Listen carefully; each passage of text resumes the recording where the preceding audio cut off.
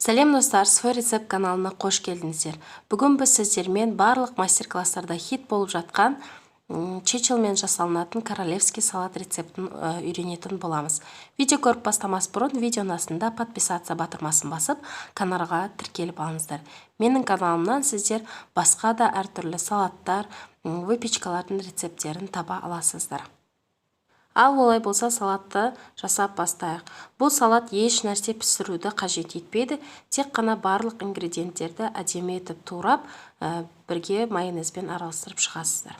Бізге керекті заттар аңшылық шұжықтары, яғни охотничьи колбаски, сыр, қызанақ. Мен черри қызанағын алдым, ол салатта әдемі көрінеді.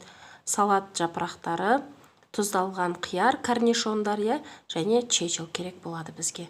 Және де майонезімізді соңында қосатын боламыз. Чечилді осылай майда етіп турап алуларыңыз қажет.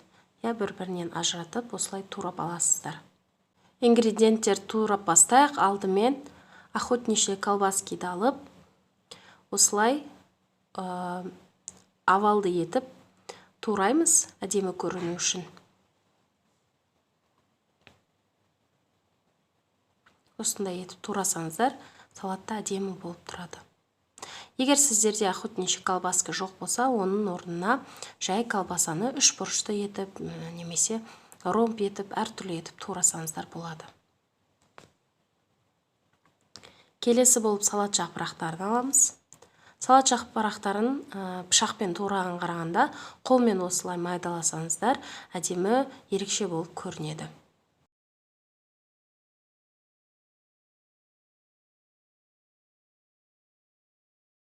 Ал енді черри помидорларымызды керек емес жерлерін алып тастап, 4 бөлікке бөліп шығамыз. Осылай ортасынан бір бөліп, одан кейін тағы жарты бөліктерге бөлеміз. Достар, егерде сіздерде черри помидор жоқ болса, жай ғана қызанақ қолдануға да болады. Оны да әдемі етіп турап шықсаңыздар болады өздеріңіз. Мен черри қызанақтары салатқа бір ерекше әдемілік беретін болғандықтан черри помидормен жасап шықтым.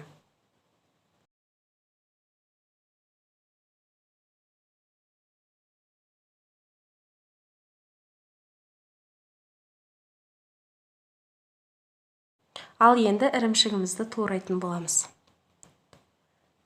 Мен ірімшікті осылай алдымен ұзын етіп турап алып, одан кейін үш бұрышты етіп турадым. Сіздерде қалауларыңызша әдемі етіп турасаңыздар болады, 4 бұрышты етіп турасаңыздар да болады.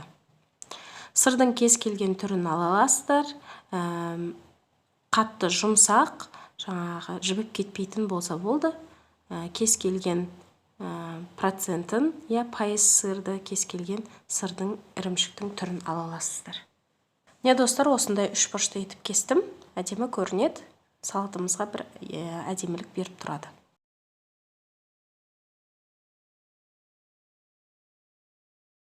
Келесі болып, дүкеннен мен осындай өте ұсақ корнишондар алдым. Бұларды ұсақ болғандықтан мен кесіп отырмайым. Егер сіздердің тұздалған қиярларыңыз бұдан үлкенде болса, немесе корнишондарыңыз бұдан үлкен болса, осылай етіп 2 немесе 3 бөлікке бөліп шықсаңыздар болады, әдемі етіп турап. Ал мен жай ғана осы күйінше қоса беремін бұл қиярларды. Барлық ингредиенттерімізді кесіп болдық, ал енді майонез қосамыз. Майонез көп қосудың қажеті жоқ, сонда әрбір ингредиент ерекше әдемі көрініп тұратын болады. Және майонез қосқаннан кейін жақсылап араластырамыз. Достар, сондай-ақ тұз қосудың қажеті жоқ, бұл жерде тұздалған қияр бар, соның тұзы да жеткілікті. Жақсылап араластырып аламыз. Салатымызды араластырып алғаннан кейін тәрелкеге әдемілеп салып аламыз. Міне салатымыз тәрелкеге салып алдық, ал енді чечилді осылай үлпілдек етіп, бір-бірінен ажыратып, осылай әдемі етіп үстіне қоямыз. Және де қалауларыңызша әсемдесеңіздер болады, өз қиялдарыңызбен әсемдеп шықсаңыздар болады. Осымен салатымыз дайын. Бұл рецепт сіздерге ұнаса, лайк басып, төменге комментарийға жылы лебіздеріңізді білдіріп кетіңіздер, достар. Каналымды жоғалтып алмас үшін каналға тіркеліп алыңыздар. Келесі жолдар кездескенше.